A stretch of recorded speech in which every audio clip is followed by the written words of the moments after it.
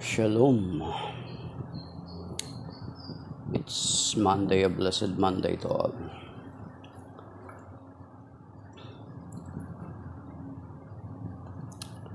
The first reading of today is taken from Acts chapter 16, verses 11 to 15. Open your Bible in Acts chapter 16, verses 11 to 15.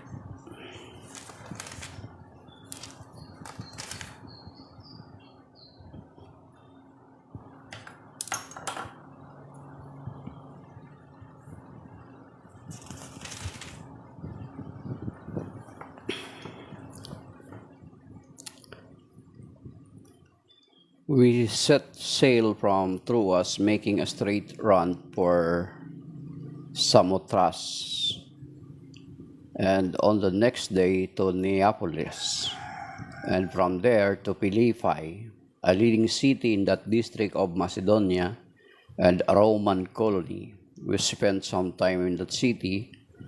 On the Sabbath, we went outside the city gate along the river where we thought there would be a place of prayer. We sat and spoke with a woman who had gathered there.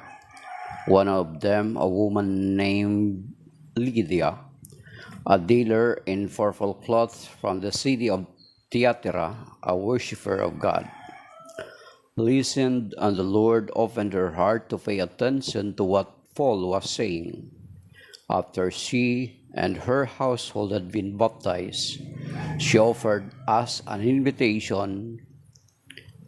If you consider me a believer in the Lord, come and stay at my home. And she prevailed on us. The word of the Lord. Thanks be to God. The Psalms of today is Psalm 149.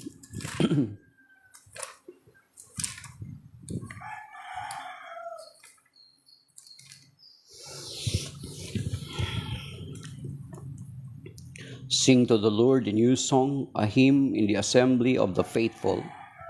Let Israel be glad in their Maker, the people of Zion rejoice in their King. Let them praise his name in festive dance, make music with tambourine and lyre. For the Lord takes delight in his people, honors the poor with victory. Let the faithful rejoice in their glory, cry out for joy at their banquet, with the praise of God in their mouths and a two-edged sword in their hands, to bring retribution on the nation, punishments on the people, to bind their kings with chains, shackle their nobles with irons, to execute the judgment decreed for them. Such is the glory of all God's faithful. Hallelujah.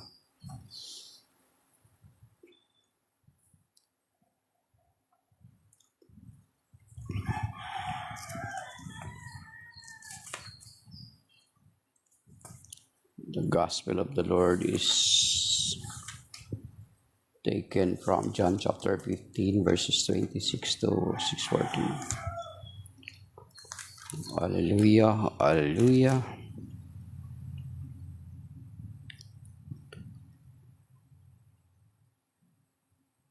The Spirit of truth that proceeds from the Father, he will testify to me.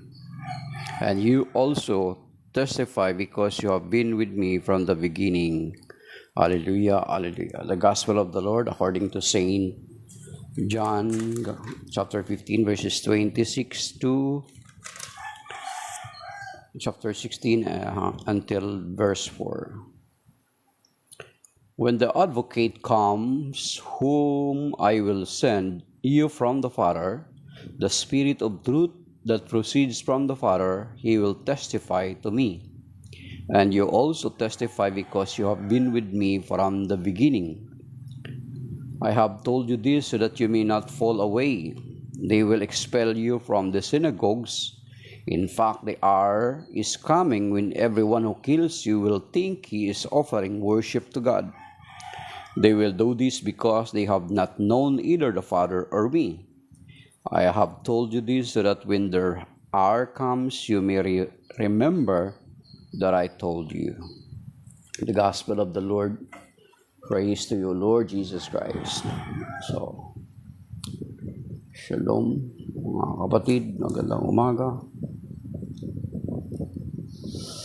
So, makikita natin doon sa first reading kanina. Of course, every time na magbigay ako ng reflection or mag-share about sa nabasa, I always, lagi ko napapansin is yung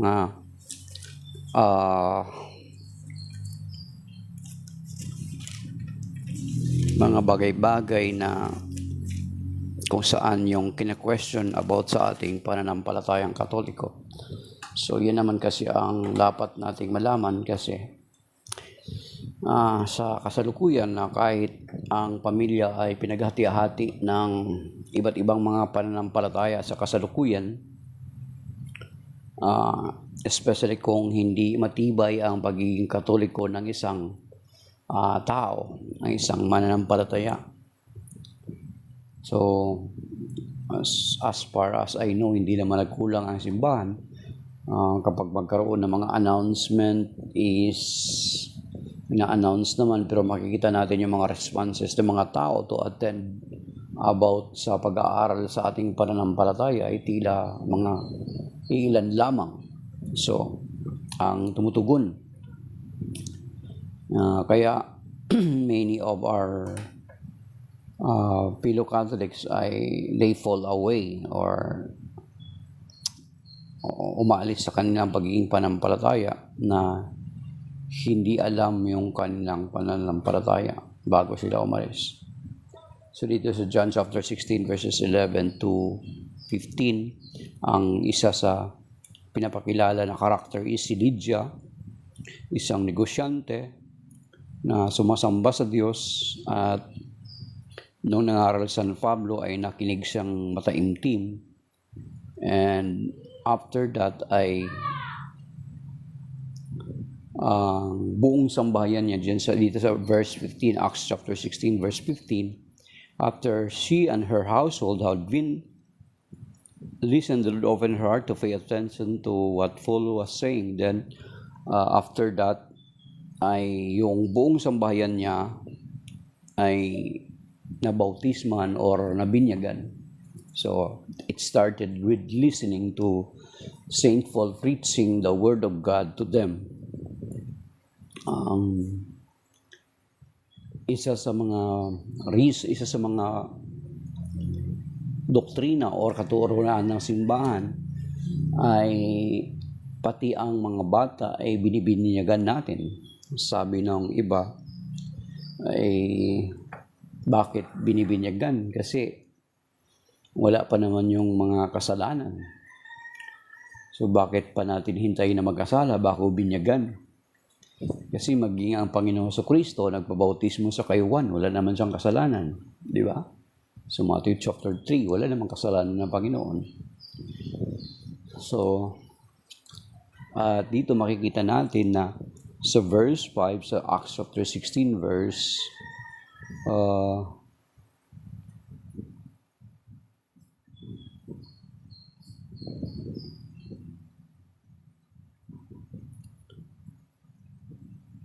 verse 15 ay ang buong sambayan ni Lydia ay nagpabautismo. Ibig sabihin, when it says the whole household, it includes children. It includes children. Buong sambayan eh. So, hindi ipinagbabawal ng Panginoon na binyagan yung mga bata. Kasi kung babalikan naman natin yung Matthew chapter 28 sa Great Commission na go into the whole world and baptize them in the name of the Father and of the Son and of the Holy Spirit. So, bautismuhan ninyo sila. Yung sa sila na yon, sa word na sila, it means that it includes children. It includes yung mga bata na bautismuhan. Sapagkat hindi dapat pwede ipagkaitan ang mga bata Kasi doon sa John chapter 3, di ba, ito yung pinaka-common verse na ginagamit ng mga separated brethren natin na ang sinasabi doon, except a man be born of water and spirit, they cannot enter the kingdom of God. So, tao ang tinutukoy doon, ang bata ba, hindi tao, that we will prevent them to be baptized? Of course, they are. Tao sila, kasama sila doon sa sinabi sa Great Commission sa Matthew 28, verses 18 to 20. Go ye therefore to all nations, baptize them in the name of the Father and the Son and of the Holy Spirit. So, ibig po sinabihin, go to all nations, bautismuhan ninyo sila. Sa sila na yun, it includes children. Okay? Then, doon sa John chapter 3, kung babasahin natin na yung pag-uusap ni Nicodemo at ng Panginoong Jesucristo about sa pagiging sa yung kapanganakang mula sa itaas, born from above, anoten, Sherwin Pedroso, hindi po. Like ko lang po ako, Sherwin. Okay. Makikita natin doon sa John chapter 3, yung conversation ng Panginoong Jesucristo at ni Nicodemo, makikita natin na malibang ang isang tao ay may panganak, yung kapanganakang mula sa itaas, ang sa common na translation na lumalabas is born again, pero ang original doon sa John chapter 3 verse 5 is born from above. Anoten yung word sa Greek. Anoten means from above, kapanganakang mula sa itaas, mula sa Diyos, born of water and spirit. So therefore, kailangan kasama mga bata doon. Hindi sila pwede i-deny. Ngayon sasabihin nila, baka mga bata, wala pa namang mga kasalanan. O bakit sila, Bakit hintayin pa natin sila magkakasala? Bakit ang Panginoong Jesucristo nagpabautismo siya? May kasalanan ba siya? Di ba? Samantala ang mga bata, kung babasahin natin sa Psalm 51, verse 5, makikita naman natin doon sa Psalm 51 na sa miserere ni King David, sinabi niya, True, I was born guilty, a sinner, even as my mother conceived me. Sabi niya, nung nasa sinapupunan pa lang ako, makasalanan, nasa sinapupunan pa lang ako. Because we were contaminated of the sin of our foreparents, which is Adam and Eve. Diba? Kaya nga, ang bautismo is para maputol yung contamination ng original sin sa atin. And then, although na-discuss ko na rin to before, na ang bautismo ay pakikiisa natin sa kamatayan ng Panginoong Jesucristo. Mababasa natin yan doon sa Romans chapter 6. At isa pa, for you to become a part of the body of Christ is you must be baptized. Ngayon, alangan na i-prevent mo ang mga bata na hindi sila mabautismuhan. Ayaw mo ba sila, hinahadlangan mo sila na mapabilang sa paghahari ng Diyos through baptism? Hindi dapat sila pagbawalan. As a matter of fact, ang counterpart or ang parallel nitong baptism sa mga bata is katumbas ito ng pagtutuli sa mga Hudyo. For you to become a part of the Jewish community, God's covenant people, you must be circumcised. The Jewish kids are being circumcised 8 days after their birth. Try to imagine. So they are being circumcised after 8 days. Our kids in the Catholic Church is being baptized supposed to be at their very young age. because they must be a part also of the kingdom of God. Because it is very clear in John chapter 3, di ba?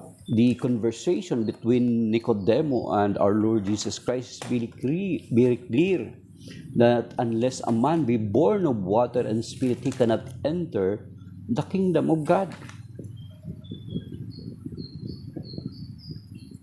And they are also a part of that great commission and baptize them. That word them, the children are, the kids are included. They are not excluded. They are included in the God's plan of salvation. So why prevent them? So that is why here in first reading, Acts chapter 16, verse 15, all the household of Lydia were baptized. It means including all children. And yung ginagawa ng ating mga kapatid na mga separated brethren natin o yung mga protestante natin mga kapatid, instead of baptizing their kid, yung mga maliliit na bata, instead of baptizing their kid, ay yung ginagawa nila is dedication yung term.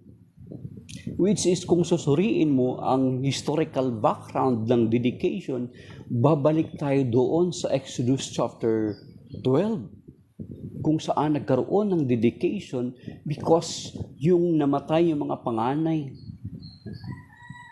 yung during the Passover. At iniutos sa kanilang lahat ng mga panganay ay dapat ihandog or i-dedicate kay Yahweh.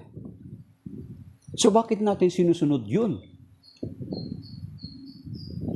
Those are Jewish direct command for them, for the Jewish people, because of that Passover na nangyari doon sa Exodus. Kung babalikan natin yung Exodus chapter 12. That is why kung susundin natin yon, mali yung magiging natin, mali yung pagtuturo ninyo, mali yung pagsunod ninyo. Kasi mga panganay lang, how about the second child? Di ba? I-dedicate mo pa rin. Kawawa naman yung mga bata, tapos bibinyagan nyo lang siya at the age of 12, 13, bautismuhan nyo siya. Naging 13 years bago naging Kristiyano yung bata.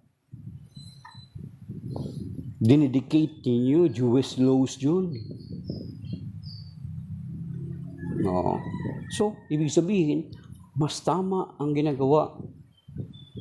Actually, tumpak yung ginagawa ng simbahan ng Catholic Church, that the kids, little kids, are to be baptized at their very young age because they are not excluded from the kingdom of God. They are included. Okay. So that is the first part, first reading that I think I need to give light to it. So, at the same time, because I am talking about sa pagbibinyag or baptism of the kids, because many of our separated brethren questioning it because according to them, it is not in the Bible, but it is not also in the Bible na they are excluded. They are included. And we can read many passages in the Bible, especially here in Acts chapter 16, verse 15, the household of Lydia were baptized. It means the children are included. Okay.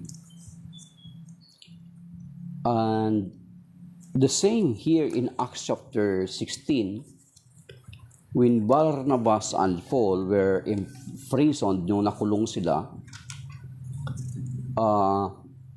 nung nag-pray sila at nanalangin dito sa Acts chapter 16 verses 16 to the following, nung nakulong sila at nanalangin at nayanig yung kulungan at nabuksan ang pintuan, ang bantay supposed to be na magpakamatay pero sumigaw sina Saint Paul. Basahin niyo rito sa Acts chapter 16 and then to the following.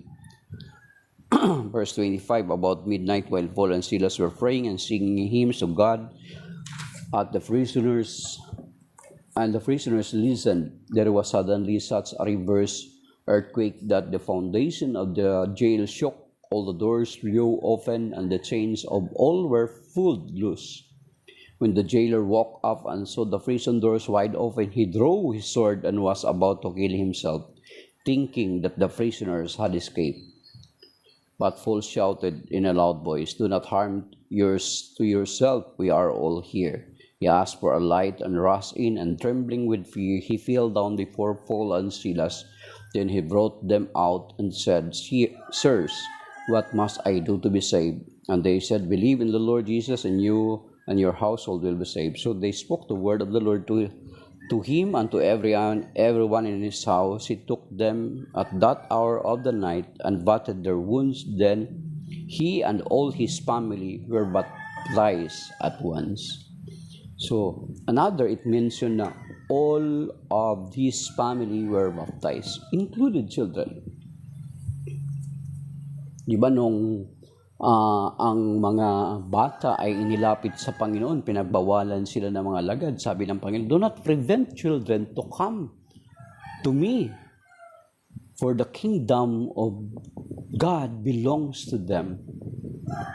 So you see, the kingdom of God belongs also to children. Why prevent them to be baptized? At the same time, the authority given to the church in Matthew chapter 16, verses 13 to 20, part of the statement of the Lord na, "I will give you the keys of the kingdom," in Matthew chapter 16, verses 13 to 20. Open your Bible in Matthew chapter 16.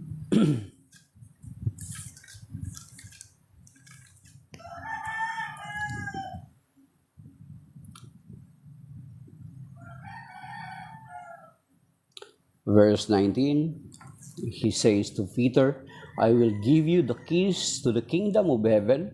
Whatever," take note of the word whatever, "you bind on earth shall be bound in heaven, and whatever you loose on earth shall be loosed in heaven." So take note of the word whatever. Therefore, when the church says kids must be baptized, no one can question that authority given to the church, because the Lord says so. Why question the authority given to the church? Who are you? And what is your authority? Questioning the authority given by the Lord Jesus Christ to His church. Mga kapatid. And inulit po yan. And it was repeated in Matthew chapter 18, verse 18. So that is why the Catholic Church, kung titingnan natin, yung baptism sa mga bata at yung dedication na ginagawa ng mga separated brethren natin sa kanila is mali. Ginaya nila yung Jewish custom, Jewish law in connection of the Passover, in connection ng pagkapatay ng mga panganay. Ginaya nila yung dedication, maging yung dedication ng Panginoon. Kasi sinunod ng mga magulang ng Panginoon, yung Mama Mary at St. Joseph, yung Jewish law, na dapat ang mga panganay ay iaalay sa Diyos. So hindi tayo sakop dun sa Jewish law na yun. So, paano na lang yung pangalawang anak nyo hindi na malidedicate? Kasi hindi naman sila panganay. So, mali na kaagad. You see? Tapos, bibinyagan nyo lang yung anak nyo is 13 years old la or 12. Saka pa lang siya magiging Kristiyano. So, yung mga anak ng mga kapatid nating mga Protestante, nagiging Kristiyano lang at the age of 12 or 13. Oh. So yung tanda natin mga kapatid. Then here in the gospel, John chapter 15 to chapter 16 verse 1 to 4, makikita natin na unti-unti na sinasabi na ng Panginoon ang patungkol sa Espiritu Santo. Sabi dito, John chapter 15 verse 26, when the advocate comes, whom I will send you from the Father, the Spirit of the truth that proceeds from the Father, he will testify of me. Okay? And you also testify because you have been with me from the beginning. So kung hindi natin ito inaaral ng maigi o tinitingnan ng maigi, ay hindi natin mapapansin. Kaya nga tayo ng Katoliko, so titingnan mo ha, the Holy Trinity is being mentioned here. Sinasabi ng Panginoon, when the advocate comes, whom I will send, sabi niya, na aking isusugo, na aking ipapadala. So, dito na naman, mali na naman yung mga kapatid nating mga separated brethren natin na hindi kumikilala sa Espiritu Santo na isang persona. Hindi siya kapangyarihan, hindi siya power lang.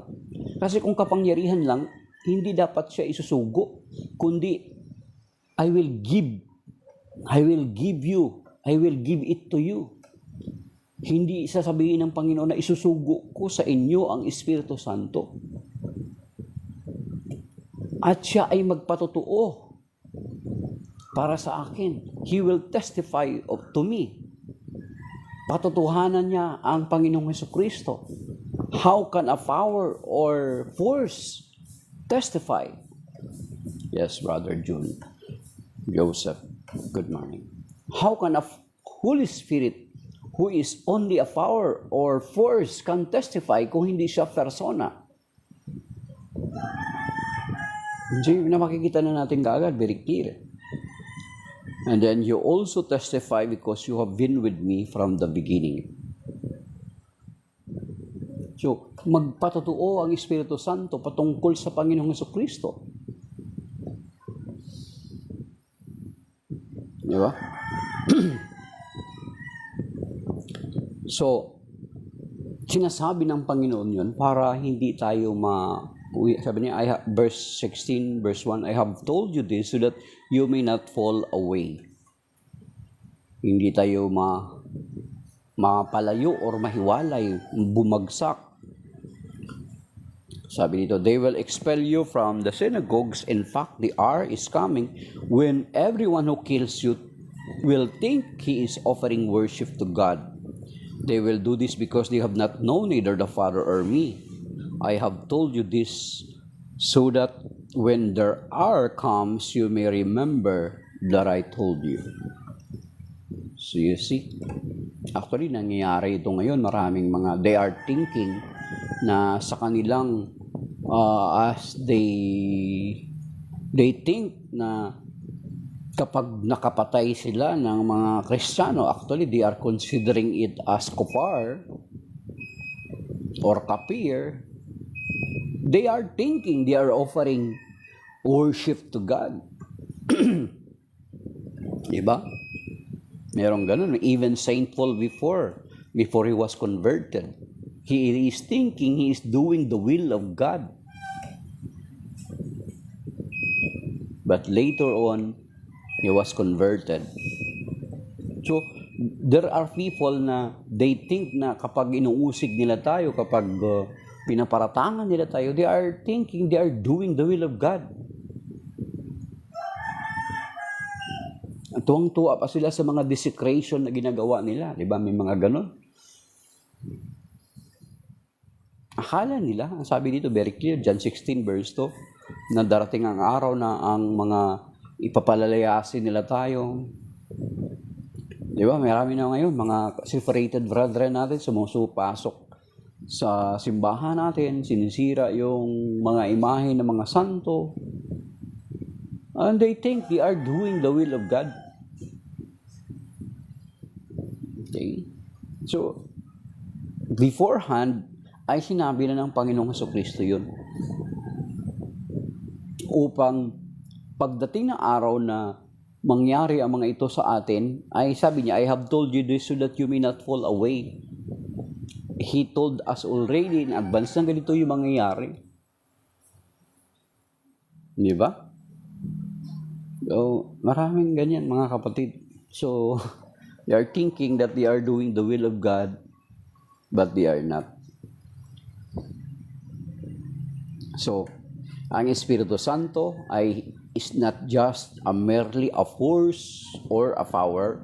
Kasi kung force siya or a power, makikita natin dito sa grammar, dapat hindi ganun ang pagkasabi. Kung force lang siya or power, hindi siya persona, dapat I will give you my spirit, ganun. Hindi I will send ang term na ginamit.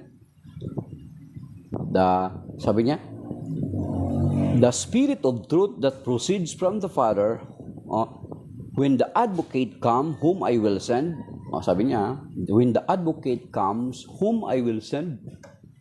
So therefore, may isusugo ang Panginoon Kristo, sinugo ng Ama. Then ang Espiritu Santo, sinugo ng Espiritu Santo, ng Panginoong Kristo. So makikita niyo na tayo mga Katoliko, we believe in one God in three divine person. Kasi doon pa lang sa Matthew 28 verse 19 ay na-mention na, baptize them in the name of the Father and of the Son and of the Holy Spirit. Hindi sinabi din doon na baptize them in the names of the Father and of the Son and of the Holy Spirit, but in the name, sa pangalan ng Ama, ng Anak at ng Espiritu Santo. At turuan ninyo silang sumunod sa lahat ng ipinag-uutos ko. Ito sa Matthew 28, 19 to 20. It's a great commission. So you see?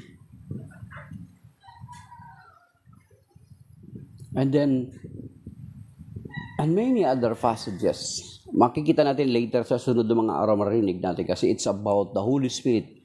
The gospel will talk about the Holy Spirit because after the ascension is coming 40 days after 40 days the ascension of the Lord, after his resurrection, ascension, feast of the ascension. Then after 40 days, 10 days after is the feast of the Pentecost Sunday, the time that the Holy Spirit will come. So we'll be celebrating the Pentecost. That is why yung mga gospel ngayon is pumapatungkol na sa Espiritu Santo. So, balang araw magiging unti-unting lalong maging malinaw sapagkat makikita natin na sinugo siya, makikita natin na nagsasalita siya. And then previous days, di ba, sinabi niya, si Paul at Barnabas, he prevented Paul and Barnabas. You see? Hinadlangan niya si Barnabas at saka si Paul na mangaral sa Asya. So if he is only a force or a power, so how can he prevent kay Paul at Barnabas? Di ba? Something wrong na kagad dun sa pag-iintindi natin ng grammar ng Biblia. So yan. So ibig sabihin na tayo ng mga Katoliko, and actually marami, maliban dun sa mga huli ng lumutang na mga mananampalataya na ganun yung kanilang pag-unawa na ang Ama lamang at hindi na nila kinikilala ang Anak o ang Espiritu Santo.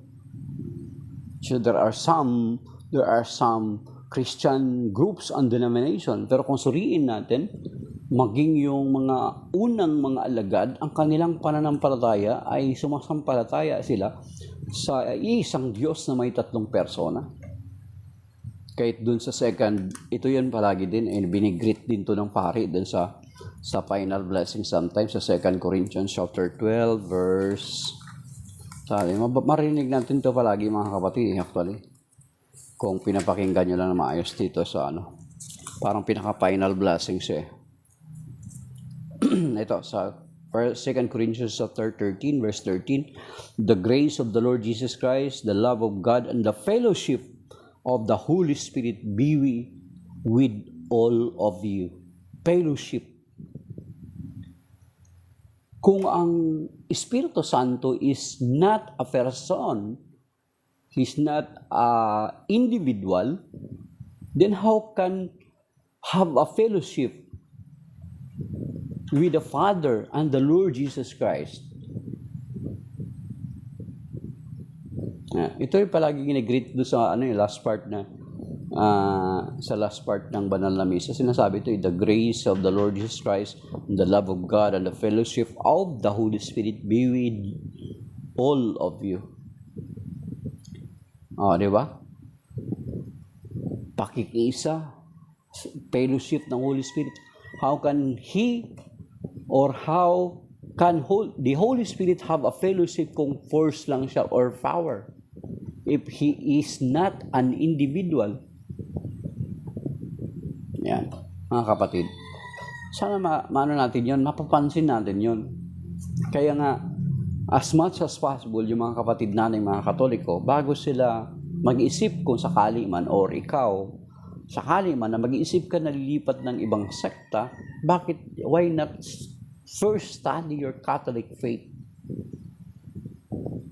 before leaving your Catholic faith? Kasi once na nakalipat ka na doon sa ibang sekta, since yung sinabi ko na ito kahapon, since na meron silang radyo, meron silang TV, doon ka na lang makikinig. Hindi mo na you will not allow anymore yourself to listen to other side. Bakit kaya ganito yung pananampalataya nila? Hindi mo na i-consider yon. Even yung Catholic faith mo. Ngayon ang mangyayari niyan, since na doon ka na lang, may TV na sila, may radyo ka na, may radyo sila doon, may mga program sila tuloy-tuloy. Ang mangyayari sa iyo para kang kabayo na ginagamit sa kalesa. Yung kabayo na may takip dito sa side, para nakafocus lamang ang kabayo sa nilalakaran niya sa unahan. Yun, ganun, parang ganun yung mangyayari. Yung the whole area, you cannot see anymore the whole perspective. Yung hindi ka na makakita ng malawak kasi you are being prevented to see the other side, the different side. Kasi meron ng takip yung mukha mo.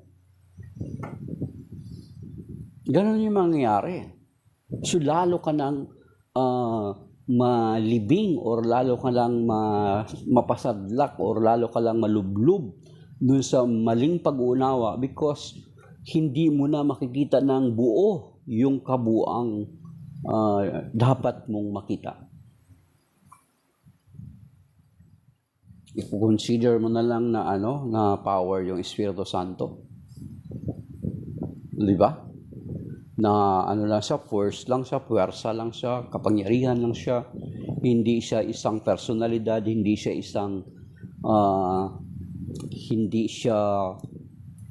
yun na lang yung paniniwalaan mo, hindi siya person, hindi siya individual, power lang siya, power, force, which is wrong, very clear in the Bible. Kaya nga, maging ang sinaunang mga Kristiyano ay naniniwala, ito yung pinaniniwalaan. Kaya nga yung Apostles' Creed natin is, I believe in the Holy Spirit, the Holy Catholic Church, the communion of saints, the forgiveness of sins. Yun yun doon. Yung 12 articles of faith natin ng mga Katoliko, doon yun sa Apostles' Creed. Na sumasampalataya tayo sa Espiritu Santo. Not a force, but an individual, but a person. So we believe in God in three divine person. Kasi kung titingnan natin, nabanggit ko na rin ito, sa Old Testament parang ay makikita na natin doon mga kapatid. Sa Old Testament pa lang, maging sa Genesis chapter 1, verse 1, in the beginning God created the heavens and the earth. Sabi dito, basahin natin. Genesis chapter 1, verse 1 to 2. Makikita natin doon pa lang sa creation story, makikita na natin very clear at makikita wala ng very clear kung buksan natin yung ating mata at pangunawa. Okay.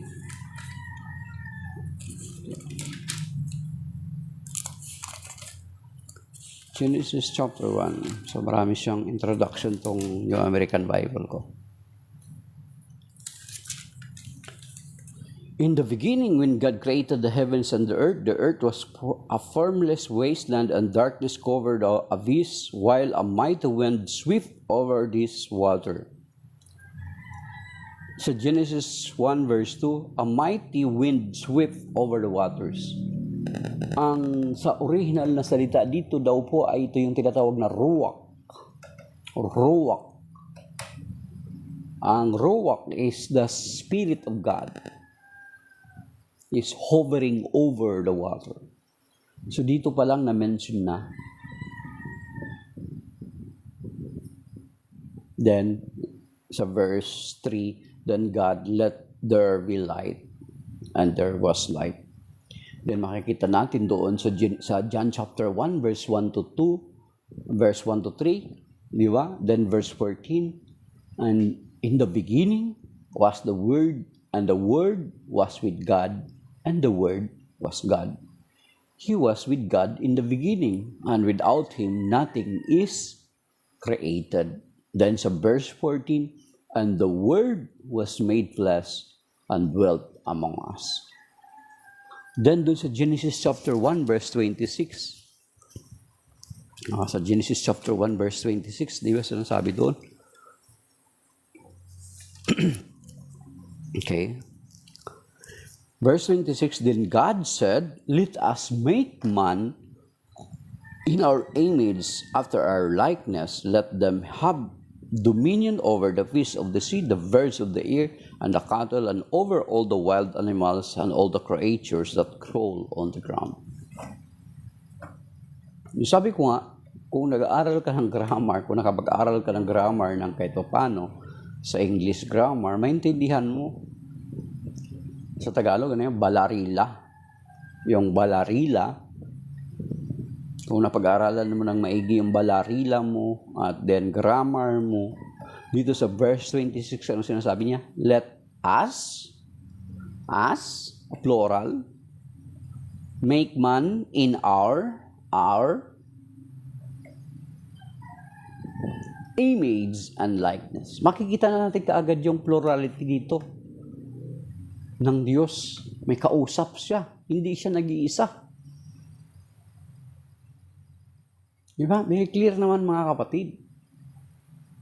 That is why very strong ang paninindigan ng simbahan kasi hindi lang tayo kumuno yung sinabi sa New Testament, yun lang yung ating Kasi talagang maging sa Old Testament na lang, meron lang nagbabadya, ipinapakita na hindi lang natin napapansin. Tinanong ko na nakakalipas na araw yung nag-comment sa live ko na yung mga kababayan nating Muslim. Sabi ko, even your Quran is nagtestify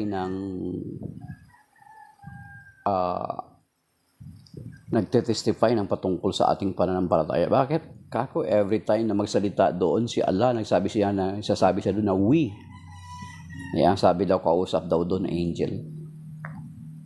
At the same way dito sa Genesis chapter 1 verse 26, very mo ipapantay na nila yung anghel na kamandalika sa Diyos para lang matakasan ang pananampalataya na ipinapangaral natin, para lang gusto nilang pamaliin yung ating pananampalataya o mahantong sila na ipinapantay nila ang anghel sa Diyos at nagiging tila kamanlilikha ng Diyos ang mga anghel kasi daw nung sinabi ng Diyos, ilalangin natin ang tao ayon sa larawan natin.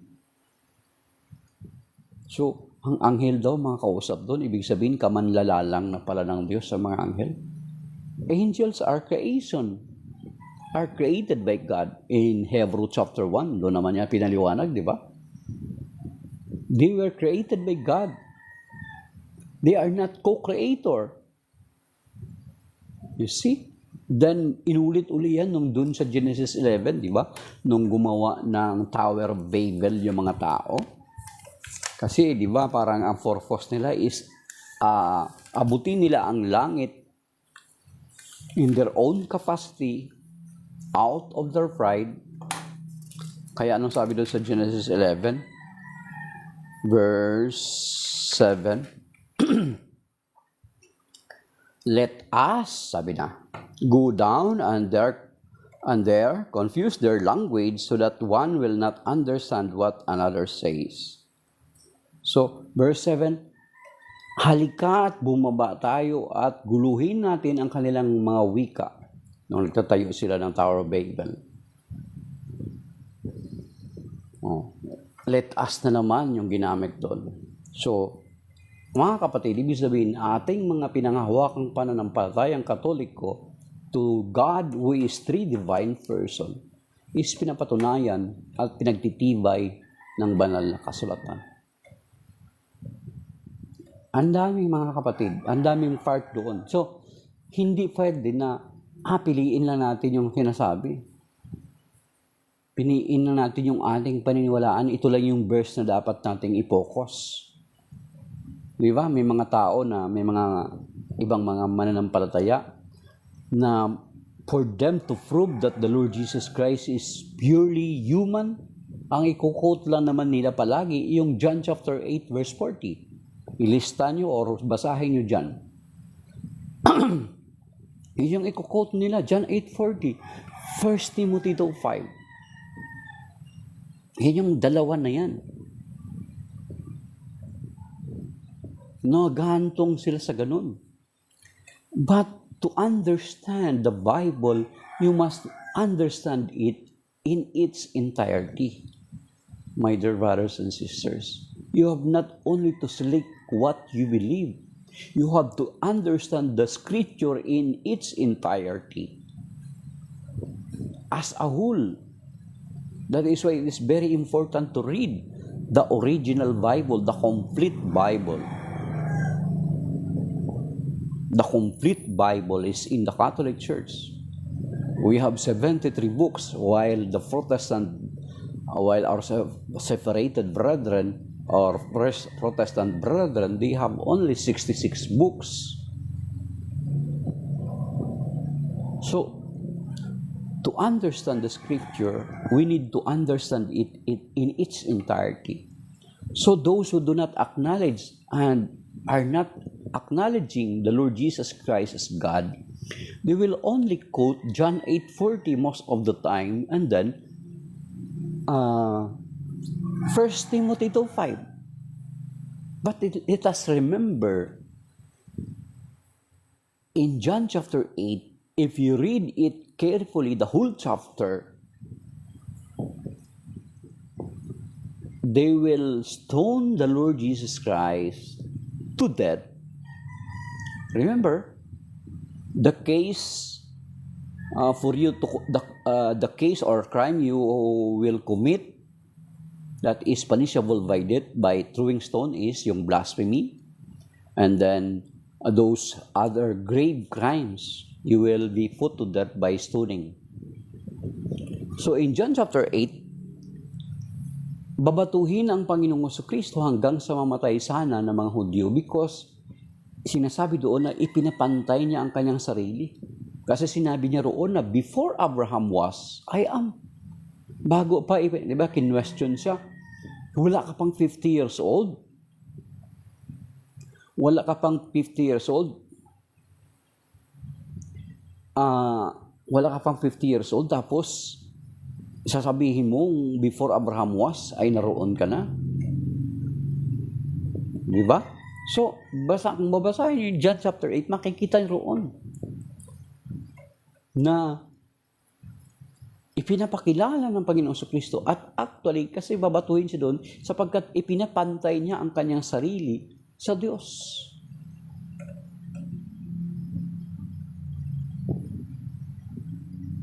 Yes, free Palestine from Hamas. Ganun ang nangyayari doon.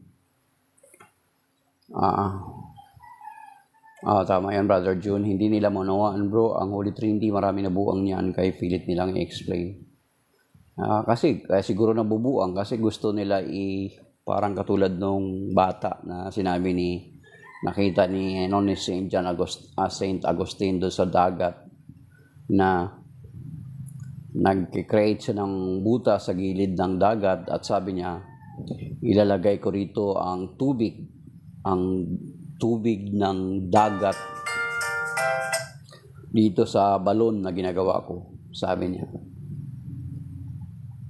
So, ilalagay niya raw doon yung tubig sa balon na ginagawa niya. Sabi ni St. Agustin daw, how can you sabi niya, papaano mo ilagay ang tubig ng dagat dyan sa maliit mong balon? Parang ganun din daw tayo. Kaya siguro nabubuang kasi pinipilit nila to understand the mystery of God. Gusto nilang ipasok yung kalakihan ng karunungan ng Diyos sa kanilang maliit na utak. Yun yung gusto nilang Kaya nga, binabound nila kahit di ba, ang Diyos binabound nila sa mathematical formula. Kinukulong nila sa mathematical formula. Ina-analyze nila ang Diyos based on their knowledge. But we know God is beyond everything. God cannot be contained by any mathematical formula. Di ba? Mathematical formula nila. Hindi kung sasabihin natin na Ama, Anak, Espiritu Santo, hindi tatlo. Kasi 1 + 1 + 1. Ginagamitan nila ng mathematical formula. God cannot be contained or cannot be boxed in a mathematical formula. He is beyond everything, beyond our imagination. Yes, Brother John, we can describe mystery but nobody can explain. Mystery yung So yun mga kapatid, parang gusto natin ilagay, there are many people who wanted to put God in their small mind. Parang katulad ng bata na nag-create ng balon sa gilid ng dagat para yung tubig ng dagat ay mapunta dun sa balon na kanyang ginagawa. Yung ganon din ang sistema, ganon din ang minsan na ginagawa natin na gusto nating isaksak sa ating maliit na utak ang Diyos. May sabihin parang gusto nating i-manipulate sa maliit nating utak ang Diyos. Yan. So doon pa lang mga kapatid, sa Genesis pa lang, and then yung sinabi ng Panginoon, hindi niya naman sinabi na sa pangalan ng mga in the names of, baptize them in the names of the Father, the Son, the Holy Spirit. Singular pa rin naman ang sinabi niya doon. In the name of the Father, and of the Son, and of the Holy Spirit. Okay? So, yun mga kapatid. Yun yung patungkol sa Holy Trinity and then sa Espiritu Santo na sa kanyang pagdating ay tuturuan niya tayo na isusugo siya at papaano siya maisusugo kung hindi siya persona o hindi siya individual, kung kapangyarihan lamang siya. So doon na kaagad mga kapatid. So yung mga tao, sinabi ko idugtong pala yun, there are at least 3 groups dito sa atin sa Pilipinas or international abroad na who do not believe the Lord Jesus Christ is God. So ang ginagawa nila, ang i-quote lang nila, tandaan niyo mga kapatid ang i-quote nila always na verse is yung John chapter 8 verse 40 lang. And then 1 Timothy 2:5. But remember, the writer, Gospel of John writer, dapat basahin mo muna yung John chapter 8 at ano yung kabuuan. Actually, doon sa John chapter 8 verse 58, lalo nang galaiti mga Hudyo kasi nung sa verse 58, before Abraham was, I am. Bago pa si Abraham, ako'y si ako na. Di ba? Andun, before Abraham was, ako'y si ako na. Eh, di alam nyo ba, galit na galit lalo mga Hudyo. Bakit? Alam nila at naintindihan nila kung anong ibig sabihin nun. Kasi yun yung titulo na ipinakilala ng Diyos kay Moses doon sa Exodus chapter 3, verses 14 to 15. Di ba, nagtanong doon si Moses, sinugo siya ng Diyos, nagpakita ang Diyos doon sa kanya sa Mount Sinai. Then, pinapabalik sa Egypto para palayain yung kanyang mga kababayan. Nagtanong si Moses, sabi niya, Lord, kung magtatanong yung aking mga kababayan, kung sino ang nagsugo sa akin, ano ang sasabihin ko? Sabihin mong sinugo ka ni ako, si ako nga. I am who I am. Then yan yung sa John chapter 8 verse 58. Kung pupuntahan natin doon, kaya lalong naggalaiti ang mga Hudyo na gusto siyang patayin. Kasi ipinapantay niya at inaangkin niya na siya ay Diyos. Naintindihan ng mga Hudyo yun. Yan. So, hindi mo pwede i-quote yung John chapter 8 verse 40 lang. Understand its entire context. Yes, ang Panginoon sa Kristo ay tao kasi nagkatawang tao siya. Very clear naman yan. Sa Old Testament pa lang inihula na yung kanyang kapanganakan. Isaiah chapter 7 verse 14, inuulit-ulit yan during Advent season. Then Isaiah chapter 9 verse 6, maging yung lugar ng kanyang kapanganakan, inihula na. Micah chapter 5 verse 1 to 2, maging yung pagsakay niya sa asno, inihula na. Nakalagay sa Zechariah chapter 9. Basahin niyo doon, hindi ko sabihin kung anong verse, makikita niyo doon. See, even his sufferings, inihula na sa Isaiah chapter 53. You see? So, before Abraham was, I am. Kasi without him, there is nothing is created. Sinabi ng pagka-describe. Kaya nga, kung basahin mo yung John 8:40, i-reconcile mo dapat yun. Kasi sa prologue pa lang ni St. John, makikita natin doon very clear, in the beginning was the Word. So John chapter 1, sa prologue niya. So ngayon, paano mo sa i-reconcile doon sa John 8:40? Kasi isa lang yung writer niya, hindi mo pwede pagkontrahin si St. John. Hindi mo pwede pag-awayin yung sarili ni St. John sa sarili niya. Verse 40 lang gamitin mo, hindi mo muna i-consider yung prologue ni St. John. So, paano mo i-reconcile yun? What does it mean? Of course, very easy. Why? Sabi doon sa John chapter 1, verse 1 to 3, and then verse 14, in the beginning was the Word, and the Word was with God, and the Word was God. He was with God in the beginning, and without Him nothing is created. Then sa verse 14, and the Word was made flesh, and dwelt among us. Ngayon, kung sa John 8:40, sinabi niya na tao siya doon, it is because nagkatawang tao siya. Then, kung sasabihin mo naman, paano yun sa 1 Timothy 2:5? Ang 1 Timothy 2:5 is written by St. Paul. The same. Hindi mo rin pwede pagkontrahin sa St. Paul sa sarili niya. Hindi. Yan yung sinasabi ko sa inyo. To understand the Scripture, you need to understand it in its entirety. Bakit? Si St. Paul nagsulat yun kay Timoteo. But let us also remember, St. Paul wrote to the Philippi, to the believers of the Philippi in Philippians, in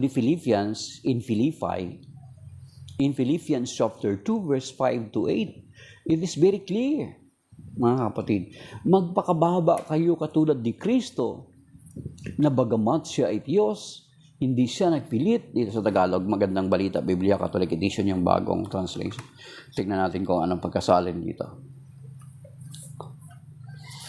Philippians chapter 2. So, hindi mo siya pwede pagkontrahin yung sulat ni San Pablo sa mga taga-Pilipos at kay Timoteo. Or else, lalabas na ulyanin si San Pablo. Sinulat niya rito sa kabilang community, ito, then sa ganitong kamanggagawa niya, ito yung sinulat niya. Mali-mali, ulyanin, may Alzheimer. Pero hindi ganun. Ang problema, hindi yung nakasulat, kundi ikaw na umiintindi ng nakasulat. Yan yun na. Ang problema, hindi yung nakasulat, kundi ikaw na umiintindi ng nakasulat.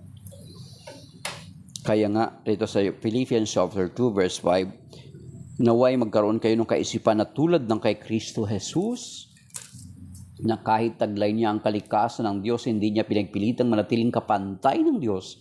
Sa halip kusan niyang binitawan ang pagiging kapantay ng Diyos at namuhay na isang alipin at pinanganak siya bilang tao, at nang siya'y maging tao, nagpakumbaba siya at naging masunurin hanggang kamatayan, maging ito man ay kamatayan sa krus. At nang siya'y maging tao, ibig sabihin, prior, di ba? Very clear naman. Maging tao kasi Diyos siya na nagpakababa at namuhay na katulad ng isang alipin. Di ba? Parallel siya dun sa John chapter 1 verse 1 to 3 and 8. Then bakit mo siya pag-away-awayin dun sa 1 Timothy 2:5? They are not contrary kasi nagkatawang tao siya.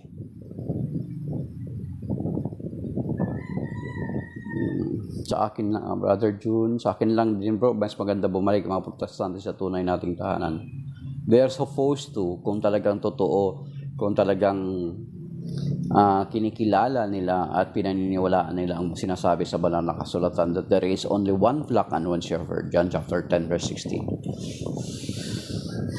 Di ba mga kapatid, Philippians chapter 2 verse 5 to 8, then ma-reconcile mo yan doon sa 1 Timothy 2:5 kasi nga nagkatawang tao. Nang maging tao siya, sabi dito, namuhay siya na parang katulad ng isang alipin, nagpakababa hanggang kamatayan sa krus.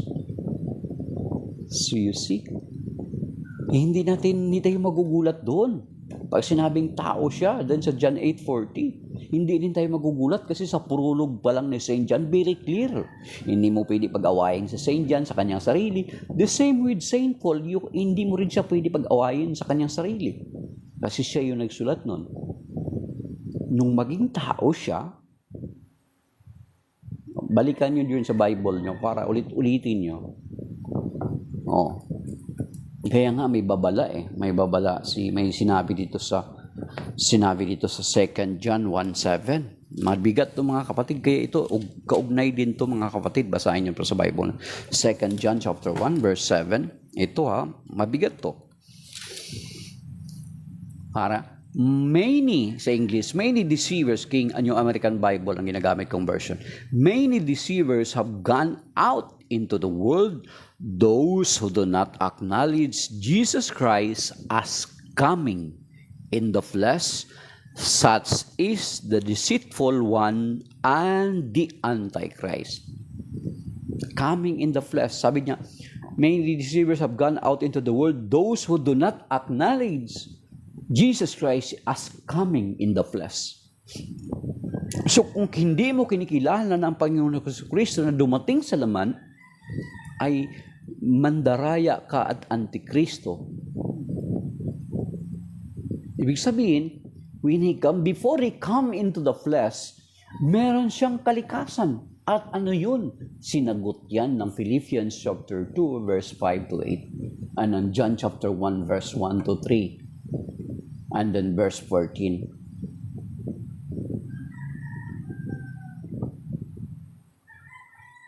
Diba? Pride. Tama yan, Brother June, pride. Kuminsan, pride na lang And then, panghihinayang din, Brother John, siguro, kasi sayang naman yung pinapakinabang nila ng mga ikapo at mga handog. Kaya, parang, it is very hard for them to return to the Catholic Church. So, yun mga kapatid. Then, that is why, hindi mo pwedeng paglaban-labanin si St. John sa sarili niya. Kaya nga, ang pagbabasa ng Biblia, basahin mo ng buo.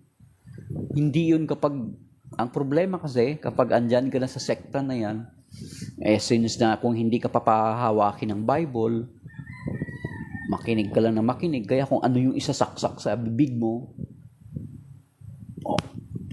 tanggap ka na tanggap. Namamanipulate ka na. Sa school ba, kapag nag-aaral sa school, pag ang teacher mo nagsasalita ay Hindi ka na magsasaliksik, hindi mo na ba ika-counter-reading yung mga sinasabi ng teacher mo sa book? Hahayaan mo na lang ba ang teacher mo na nagbabasa siya ng libro tapos ikaw hindi mo ika-counter-check do sa libro? Of course, supposed to be, you have to read it also from your book. Kasi kung minsan may mga na-misquote ang teacher. Ngayon kung hindi mo nabasa yun, paano mo makukorek? Mayroon ba ganong estudyante?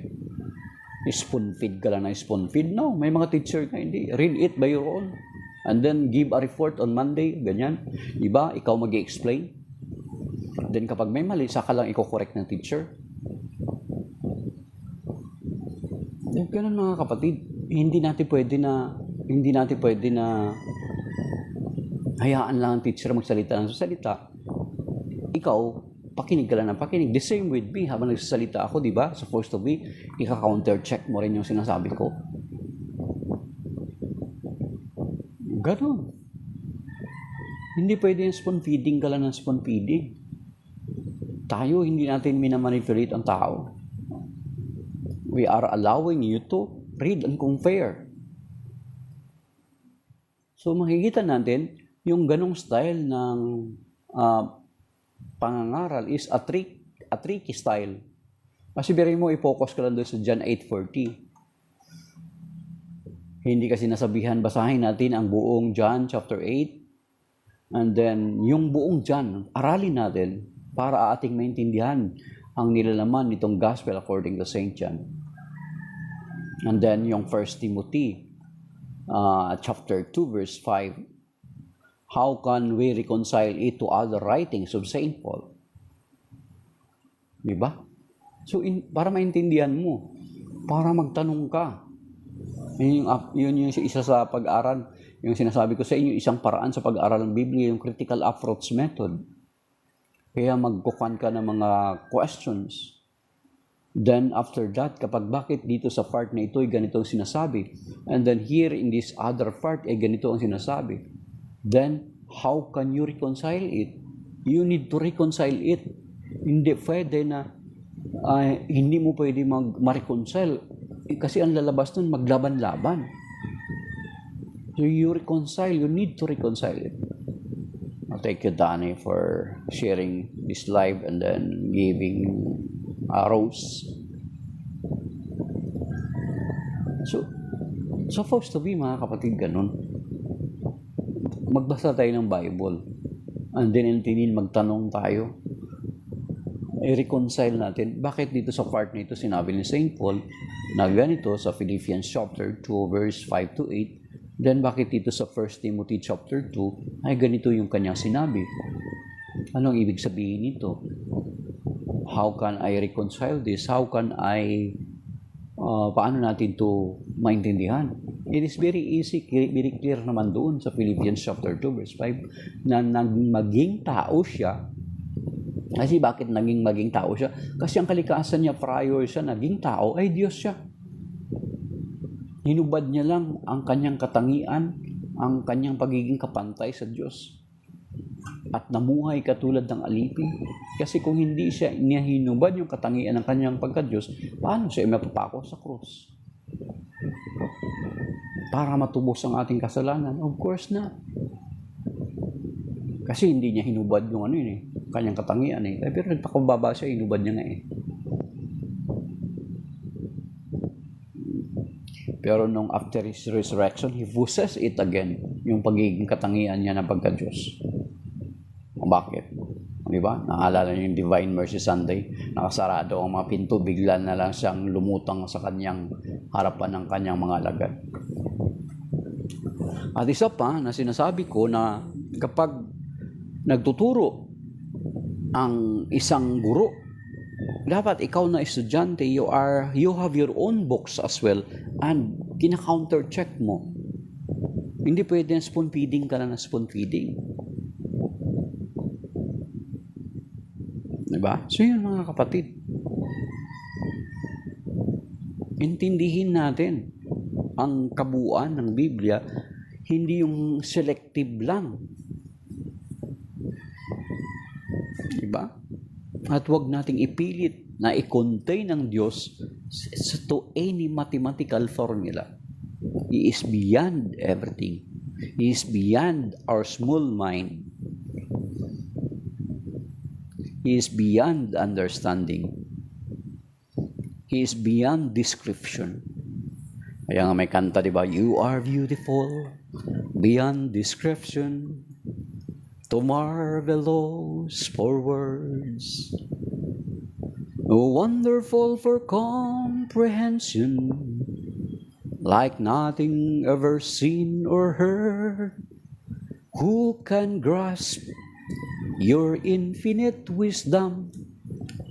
Who can fathom the depth of your love? You are beautiful beyond description, majesty enthroned above. And I stand in awe of you. And I stand in awe of you. Holy God, to whom all praise is due, I stand in awe of you. O, di ba? Beyond description. God is beyond description. Hindi natin siya makukontain kung ano man yung mga superlative, comparative, positive degree ng words na meron tayo. Is beyond description. Diba? Hindi is beyond. He is beyond. Hindi natin siya maiko-contain to any words to describe the holiness, the beauty, the majesty of God. Grabe, no? Hindi natin siya makontain dun sa mga word. Oh, Lord, napakabanal mo. Lord, banal ka sa lahat ng mga banal. Beyond. Nako, hindi siya ma-describe lang ng ganun lang. He is beyond such word. His understanding is beyond, limitless, infinite majesty. How can you describe God sa mga words na yun? He is beyond such words.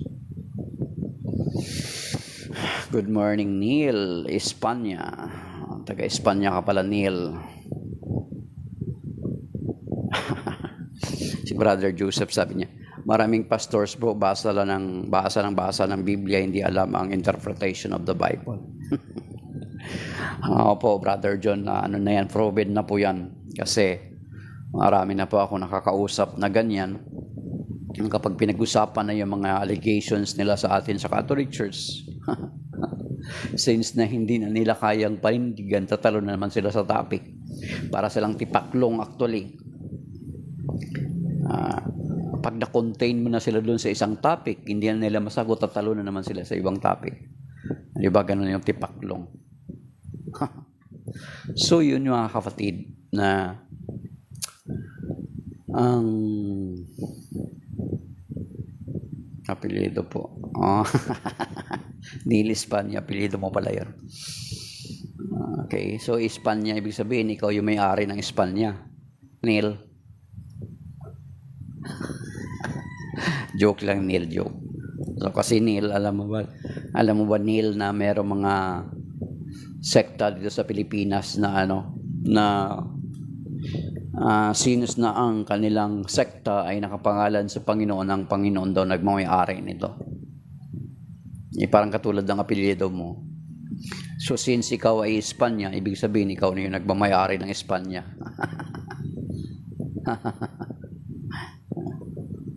Kaya nga Brother John, yung tayo, di ba, aywan ko lang dyan sa katedral sa Pasig kung meron kayong basic Bible seminar. Ay dito sa amin meron level 1 hanggang level 3. Then meron pa kaming lay ministry of the word. And then other scripture seminar pa. Tuloy-tuloy yun. So, kaya ganun. Meron nga daw isang pastor, Brother Jun, pastor daw siya. Nung tinanong siya kung ano yung synoptic gospel, hindi alam. Hindi alam kung ano yung synoptic gospel. Mayroon pa nga iba nagsasabi, poor gospel eh. Ilan ang ebanghelyo? 4. 4 daw yung ebanghelyo. Alam naman natin na ang ebanghelyo ay isa lang, 4 yung manunulat. Ayan. So, balik tayo kay Neil. So, ikaw pala nagmamayari ng Espanya. Kayo pala, pamilya mo nag-aari ng may-ari ng Espanya kasi apelyido mo eh. Parang katulad din ng sekta dito sa atin na since na ang kanilang sekta ay nakapangalan sa Panginoon, ang Panginoon daw ang nagmamayari. Pero kung titingnan natin, katulad ng Jose Rizal University, so si Jose Rizal University pala si Jose Rizal pala nagmamayari ng GRU. So yung Philippine Arena kasi nakapangalan sa Pilipinas, so ibig sabihin ang Pilipinas ba nagmamayari ng Philippine Arena? Of course not. May private individual na nagmamayari ng Philippine Arena. Di ba? So yan. Singit na lang natin alala kung apelyido mo eh. So yun yung mga kapatid na we need to understand the Bible in its entirety. So itong usaping Katoliko, pananampalatayang Katoliko is series ito, tuloy-tuloy natin to, bagamat sometimes it seems to be paulit-ulit, pero tiyagain natin ulit-ulitin until such time siguro mag-sink in sa atin, ma-memorize natin yung mga sinasabi ko. Kasi yung mga kapatid naman natin, yung mga separated brother natin, left to right, inside, outside, ay tuloy-tuloy na nangangaral ng laban sa Catholic Church, and because of their pangangaral ng kanilang katyagaan,